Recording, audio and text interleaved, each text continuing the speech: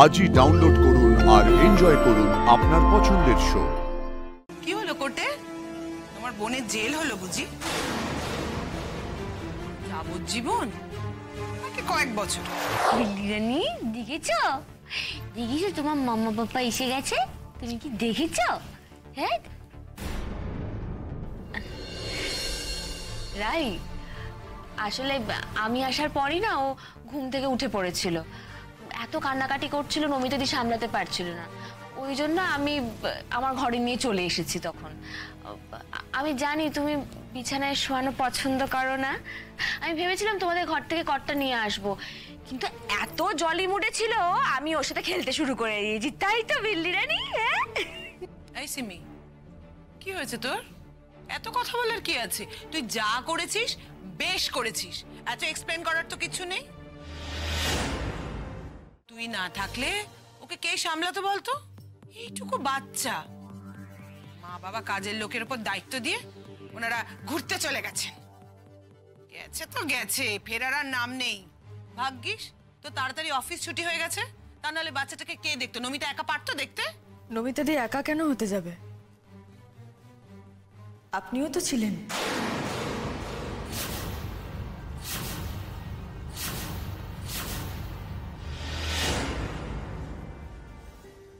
আমি ছিলাম মানে? এই কি মনে করেছো তুমি? তোমরা বেড়াতে বেরোবে আর আমি তোমার বাচ্চা কোলে নিয়ে বসে থাকবো? আপনার বোধহয় কোথাও একটা ভুল হচ্ছে আন্টি। আমি বেরিয়ে বেড়াতে যাইনি, একটা দরকারি কাজে গেছিলাম। আর একাই যেতে চেয়েছিলাম আমি, অনির্বাণ আমায় একা যেতে দেয়নি। হ্যাঁ তাই তো, তুমি তো কচি খুকি, তোমাকে একা ছাড়া যায় না। অথচ কচি বাচ্চাকে একা রেখে চলে যাওয়া যায়। আর শোনো, তুমি না কোনো বিশাল কাজে যাওনি। তোমার ওই দুই বোন কিসব কাণ্ড ঘটিয়েছে সেটা সামলানোর জন্য তুমি কোর্টে গেছিলে, কোর্টে দৌড়চ্ছিলে সেই জন্যে। সত্যি গুলি করে জেলে চলে যাচ্ছে, ভদ্রবাড়ির মেয়ে কোর্টে গিয়ে চক্কর কাটছে, ভাবতেই আমার বিশ্রী লাগে। মা, আস্তে না আস্তে শুরু করে দিলে আজে বাজে কথা বলা। শোননি, তুই না তোর বউয়ের আঁচলটা একটু কম ধর। কে বেশি ইম্পর্টেন্ট ওর কাছে, এই কচি বাচ্চা নয় অসভ্য দুই বোন? আর এই যে সিমির কাছে কৈফিয়ত চাইছে, ও না থাকলে কে সামলাতো বাচ্চাটাকে? কে সামলাতো বল? মা এনাফ, এত কথা কেন শোনাচ্ছ তুমি ওকে? ও কিছু বলেছে তোমাকে? কিছু বলেনি তো। আর ও সিমির কাছে কৈফিয়তই বা চাইলো কোথায়?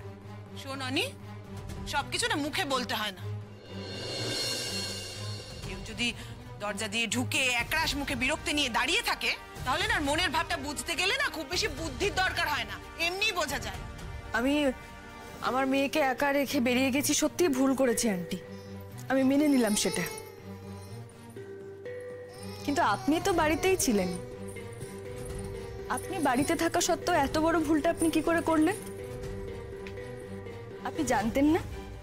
ডাক্তাররা আমাদের প্রত্যেককে বারবার করে বলেছেন ও প্রিম্যাচিওর বেবি, ওর ইমিউনিটি অনেক কম, আর এখনো পর্যন্ত যথেষ্ট দুর্বলও, যে কারণে যে কোনো ইনফেকশন বা ছোটখাটো রোগ হওয়ার সম্ভাবনা ওর ক্ষেত্রে অনেকটা বেশি।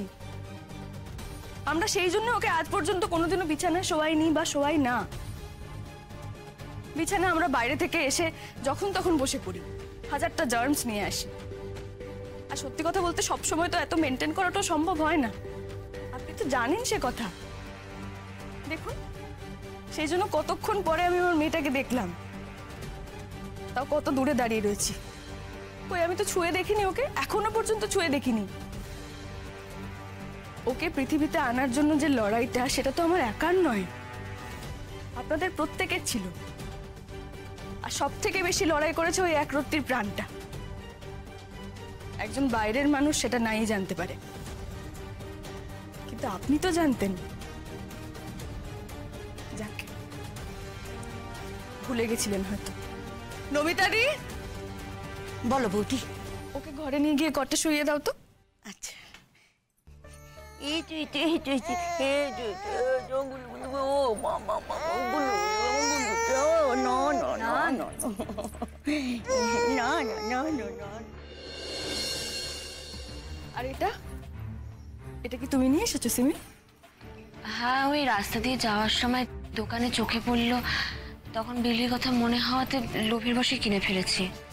আমি এতক্ষণ ধরে যে কথাগুলো বললাম সেই কারণেই কিন্তু ওকে বেশি খেলনাপাতি আমরা দিই না সিমি।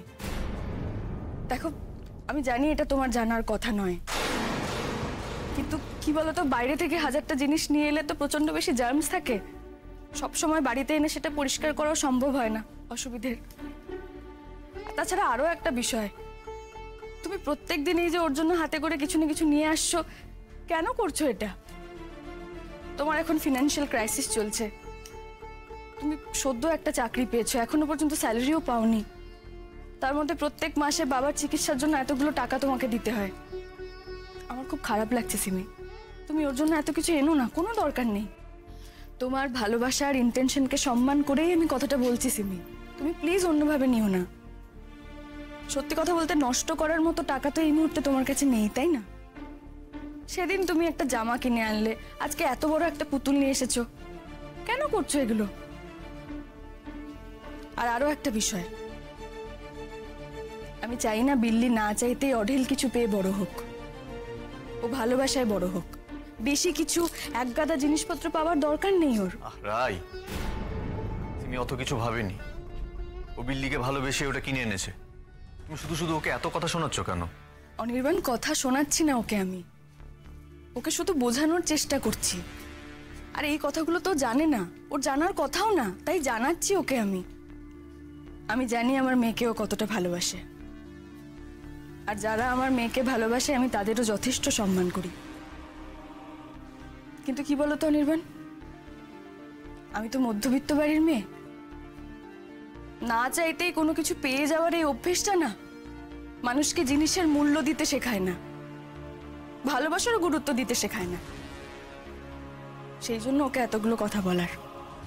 আর আমি চাই না বিল্লি ওকে শুধুমাত্র ওর জন্য, ও বিল্লির জন্য এত জিনিস কিনে আনে বলে ওকে ভালোবাসুক। আমরা প্রত্যেকে ওকে খুব ভালোবাসি, আর সেই ভালোবাসার খাতিরে এই গণ্ডিটুকু আমাদের মনে কাটতে হবে অনির্বাণ। সরি রাই, আমি সত্যি এত কিছু ভেবে কিনিনি। আসলে তোমার মেয়ে বিল্লি এত মিষ্টি না, ওর মুখটা দেখলেই মনে হয় খালি আদর করি, আর মনে হয় ওর জন্য ভালো ভালো গিফট কিনি। কিন্তু যা ওর জন্য বা ওর শরীরের জন্য বা ওর ভবিষ্যতের জন্য ক্ষতিকর, সেটা সত্যি করা উচিত নয় আমাদের। এই সিমি, চুপ কর তো, তুই এত কথা বলছিস কেন? তুই যা করেছিস বেশ করেছিস, যে কোনো বাচ্চা ভালোবাসা মানুষই এই কাজ করতে পারে। তাছাড়া আমরা তো রাইয়ের মতো অত মেপে ভালোবাসতে শিখিনি না, তার রাইয়ের এই কঠিন কথাগুলো আমরা বুঝতে পারছি না। বাই দ্য ওয়ে, রাই, তোমার মুডটা অফ কেন? কি হলো কোটে? তোমার বোনের জেল হলো বুঝি? যাবজ্জীবন নাকি কয়েক বছরের?